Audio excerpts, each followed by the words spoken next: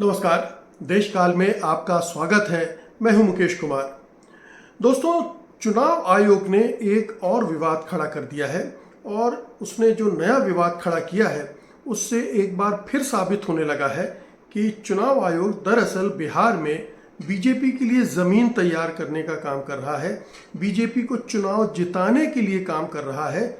ये जो उसने इंटेंसिव रिवीजन शुरू किया है, गहन परीक्षण शुरू किया है मतदाता सूचियों का, उसको लेकर इतने सारे विवाद खड़े हो गए हैं, इतनी सारी विसंगतियां सामने आ गई हैं, इतनी सारी गड़बड़ियां सामने आ गई हैं मीडिया के ज़रिए, यूट्यूबर्स के ज़रिए, कि अब उस पूरी प्रक्रिया को लेकर बहुत सारे सवाल खड़े हो गए हैं। लेकिन ये जो नया विवाद खड़ा किया है उसने ये और भी साबित कर दिया है कि इलेक्शन कमीशन की, मोदी सरकार की और बीजेपी की मंशा क्या है। सबसे पहले क्या कहा है चुनाव आयोग ने? चुनाव आयोग ने बूथ लेवल अधिकारी यानी बीएलओ के रिपोर्ट के आधार पर कहा है कि घर घर सर्वेक्षण के बाद पता चला है कि बड़े पैमाने पर नेपाल, बांग्लादेश और म्यांमार के लोगों की संख्या मौजूद है मतदाता सूची में, और कई मामलों में इनके पास आधार कार्ड, राशन कार्ड और निवास प्रमाण पत्र जैसे दस्तावेज भी हैं। अब इसको थोड़ा सा सुप्रीम कोर्ट के हाल में दिए गए निर्देश के मद्देनज़र पहले तो देखें।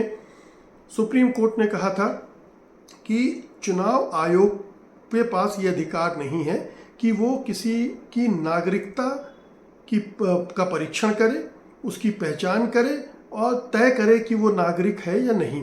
तो पहली बात तो ये है कि चुनाव आयोग सुप्रीम कोर्ट को अंगूठा दिखा रहा है, सुप्रीम कोर्ट के निर्देशों की अवहेलना कर रहा है और एक तरह से सुप्रीम कोर्ट की अवमानना भी कर रहा है, ये कह के कि बड़े पैमाने पर अवैध नागरिक हैं जिनके पास ये सारे कार्ड भी मौजूद हैं। दूसरी बात, सुप्रीम कोर्ट ने कहा था कि आप मतदाताओं की पहचान के लिए, उनके परीक्षण के लिए उनका राशन कार्ड, उनका वोटर आईडी कार्ड और उनका आधार कार्ड मान्य करिए।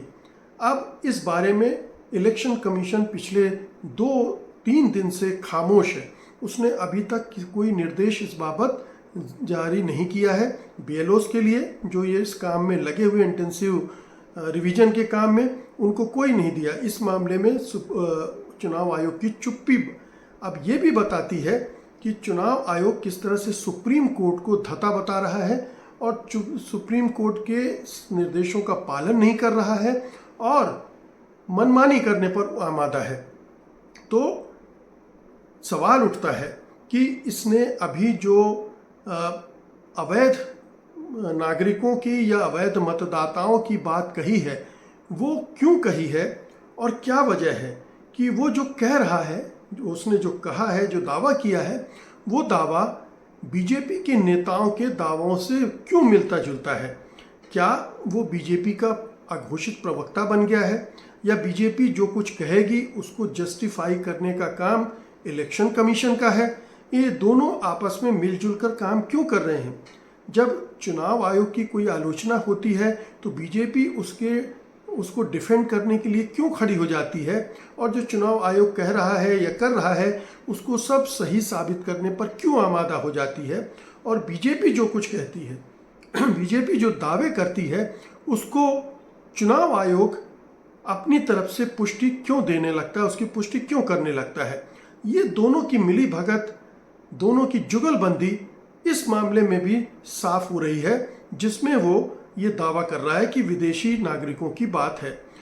बीजेपी के नेता बीजेपी लगातार टारगेट कर रहे हैं पूर्वांचल या सीमांचल के 4 जिलों को, किशनगंज, अररिया, कटिहार और पूर्णिया, और यहाँ पर वो कह रहे हैं कि लाखों अवैध मतदाता सूचियों में हैं।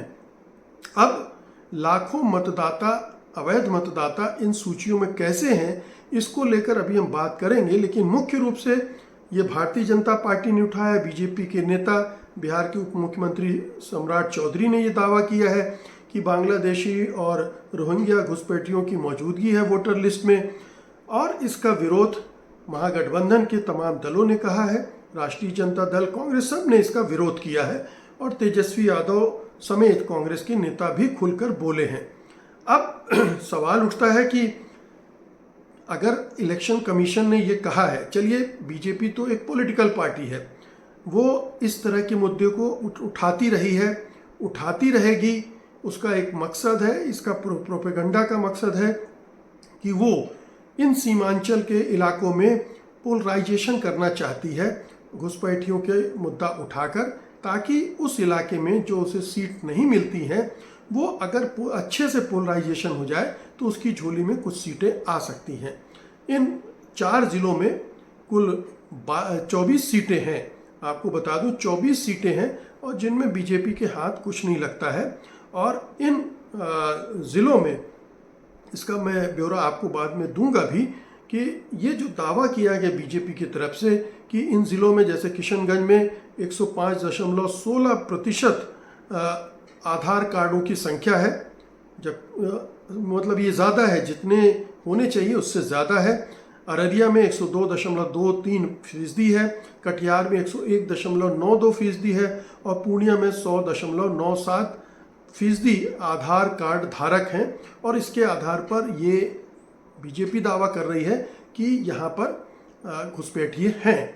लेकिन इसके विश्लेषण जब आप करते हैं तो ये आंकड़े अविश्वसनीय लगते हैं, असामान्य लगते हैं। ये आंकड़े आए कहाँ से? सबसे पहला तो प्रश्न यही खड़ा होता है, ये आंकड़े किसने दिए?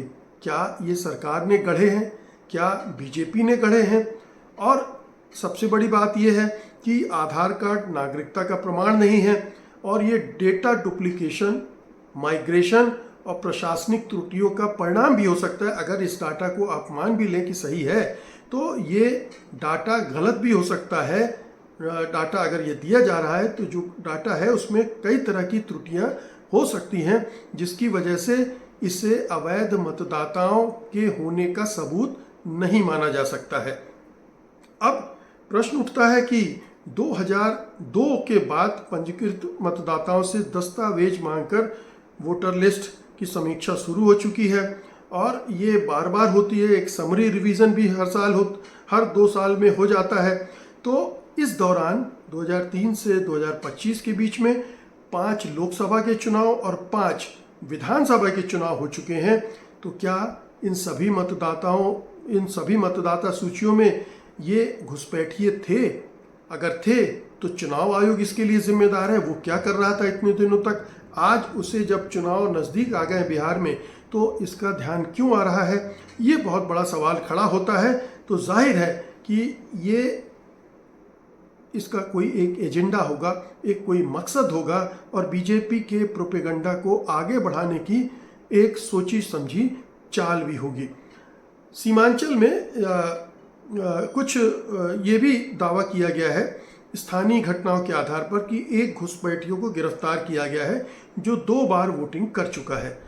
अब हम सब जानते हैं कि चुनाव में कितने लोग कितनी बार वोटिंग कर लेते हैं, फर्जी मतदान करते हैं। महाराष्ट्र में इस तरह की ढेरों शिकायतें आई थी। तो क्या इसके आधार पर आप कह सकते हैं कि ये घुसपैठिए थे? गलत बात है। इसका कोई तुक नहीं है, कोई इसका आधार नहीं है और ये अतिशयोक्ति हो सकती है कि अगर एक ऐसा घुसपैठिया मिल भी गया तो क्या सारे इतने बड़े पैमाने पर घुसपैठिए होंगे जो फर्जी मतदान कर रहे हैं? तो ये एक बहुत ही बड़ा झूठ हो सकता है और इसको समझने की ज़रूरत है। जैसा मैंने कहा कि इन सीमांचल के इलाकों में 24 सीटें हैं विधानसभा की और 2025 के चुनाव के लिहाज से बहुत महत्वपूर्ण है, क्रिटिकल है। और बीजेपी चूँकि अपने बल पर ज़्यादा से ज़्यादा सीटें जीतना चाहती है ताकि नीतीश कुमार को डंप कर सके, इसलिए वो इस तरह के माहौल बना रही है कि सीमांचल में भी उसको ज़्यादा से ज़्यादा सीटें हासिल हो सकें। तो ये एक खेल चल रहा है जिसे समझने की ज़रूरत है कि बीजेपी कह रही है और इसे चुनाव आयोग इसकी तस्दीक कर रहा है। अब सवाल उठता है कि जो BLO जिनके आधार पर चुनाव आयोग ये ऐलान कर रहा है कि नेपाल, बांग्लादेश और म्यांमार के मूल के लोगों की बड़ी संख्या है। ध्यान रखिए, नेपाली ज़्यादातर हिंदू होंगे। अगर नेपालियों की भी बात की जा रही है तो क्या नेपालियों के खिलाफ भी इसी तरह का अभियान बीजेपी चला रही है? ध्यान रखिए, बीजेपी ने जो नाम लिए हैं उसमें केवल बांग्लादेशी और रोहिंग्या का लिया है, नेपाली मूल के लोगों की बात नहीं की है, क्योंकि वो जानती है कि अगर नेपाली मूल के लोगों की बात की जाएगी तो उसके अपने वोटर कटेंगे और बड़े पैमाने पर शायद मुसलमानों से ज़्यादा जो विदेशी मूल के लोग कह लें अगर नेपाली बिहार के सीमांत इलाकों में हैं, नेपाल से लगी बॉर्डर के आसपास, तो उनका क्या होगा? तो ये एक इसमें सांप्रदायिक अभियान आप साफ साफ देख सकते हैं। दूसरा, बीएलओ किस तरह से काम कर रहे हैं, किस तरह से फर्जीवाड़ा हो रहा है, किस तरह से जो प्रोसेस इलेक्शन कमीशन ने खुद तय की थी उसका भी अनुपालन नहीं हो रहा है। बहुत सारे वीडियोस आपको देखने को मिलेंगे। हमारे मित्र अजीत अंजुम लगातार घूम रहे हैं, वो बता रहे हैं कि चुनाव आयोग ने कहा था कि 2 प्रपत्र दिए जाएंगे, 2 फॉर्म दिए जाएंगे जिनको भर के देना है, लेकिन अधिकांश मतदाताओं को एक ही फॉर्म दिया गया है और अधिकांश मतदाताओं ने जो सपोर्टिंग डॉक्यूमेंट्स हैं वो दिए ही नहीं हैं। तो फिर किस आधार पर चुनाव आयोग इस तरह की बातें कर रहा है, ये समझने की ज़रूरत है। तो अभी भी चुनाव आयोग के दावों के अनुसार ही 80% मतदाताओं ने ये फॉर्म भर कर दिए हैं और उनमें सपोर्टिंग डॉक्यूमेंट नहीं है। तो जब अभी तक पूरे फॉर्म आए भी नहीं हैं और वो 2 कापियों में भी नहीं आए हैं और बीएलओ किस तरह से काम कर रहे हैं, फर्जी प्रपत्र बना रहे हैं, फर्जी मतदाताओं अगर उनको सूट करता है, वो हिंदू हैं, अपर कास्ट के हैं, तो उनको उनकी मदद कर रहे हैं वो। और ये भी खबरें आ रही हैं कि जो सीमांचल के ज़िले हैं वहाँ बीएलओ जानबूझकर जो गैर हिंदू मतदाता हैं उनके साथ पक्षपात कर रहे हैं, उन्हें परेशान भी कर रहे हैं। तो ये एक स्थिति साफ साफ बनती दिख रही है जो बताती है कि चुनाव आयोग भी बीजेपी के साथ इस खेल में शामिल हो गया है कि कैसे बीजेपी को हिंदू मुसलमान का पोलराइजेशन करने की मदद की जाए। और दूसरी बात, इसका एक ग्राउंड ये भी बनाया जा रहा है कि जब ये प्रोसेस कंप्लीट होगी तो कैसे ज़्यादा से ज़्यादा गैर हिंदू मतदाताओं के, ख़ासतौर पर मुसलमानों के नाम ये कहते हुए कि वो घुसपैठियों की संख्या ज़्यादा है और उनके नाम काटे जा सकें, ताकि उन इलाकों में जहां मुसलमानों की तादाद अच्छी खासी है, कुछ कंस्टिट्यूंसी में तो जैसे सीमांचल के इलाके में 47% तक मुस्लिम आबादी है और अगर उनमें से कुछ प्रतिशत मतदाताओं को बाहर किया जा सके तो बीजेपी के लिए इस इलाके में चुनाव जीतना थोड़ा आसान हो जाएगा। तो ये कोशिश की जा रही है, ये समझने की बहुत बहुत ज़रूरत है। तो 2 तरह से बीजेपी की मदद कर रहा है चुनाव आयोग। एक तो पोलराइजेशन में, कम्युनल पोलराइजेशन में माहौल बनाने के लिए इस तरह के दावे कर रहा है, इस तरह के बयान दे रहा है जिससे उसकी विश्वसनीयता बढ़ जाए बीजेपी के दावों की, और प्रदेश के हिंदू मतदाताओं को लगे कि पता नहीं कितने घुसपैठिए घुस आए हैं और इन्हें जो दूसरी पार्टियां हैं उनको कैसे खारिज किया जाए। तो ये एक प्रक्रिया चल रही है।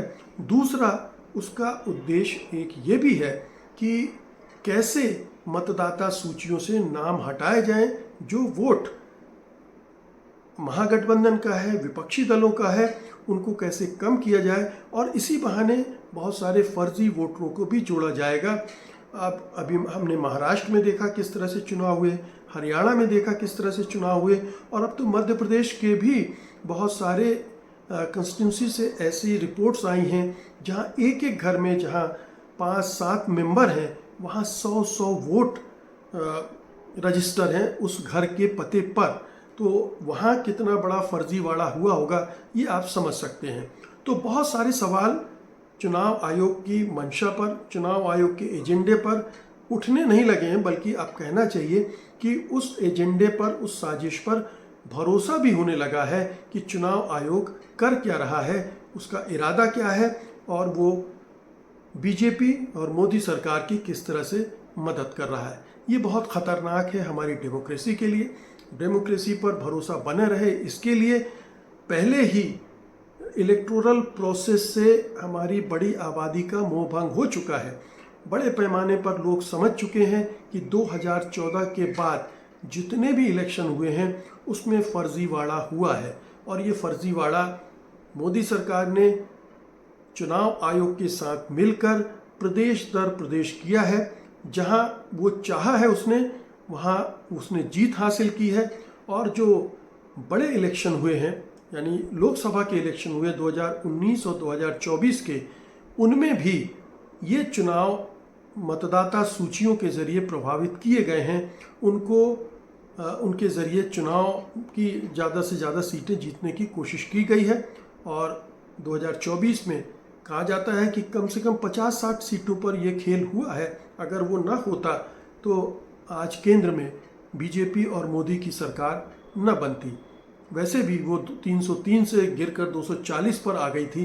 यही अपने आप में एक बड़ा संकेत था कि बीजेपी के खिलाफ हवा थी, लेकिन बीजेपी ने अपने खिलाफ जो माहौल बना था वो मतदाता सूचियों में गड़बड़ियों के ज़रिए चुनाव आयोग की मदद से संभाल लिया।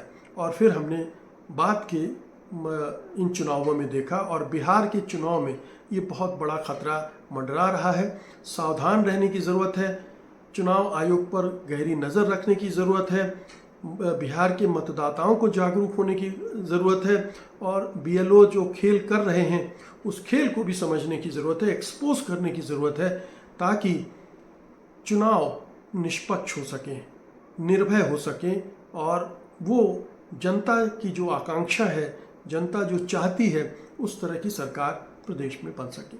बहुत बहुत शुक्रिया आपका। धन्यवाद। नमस्कार।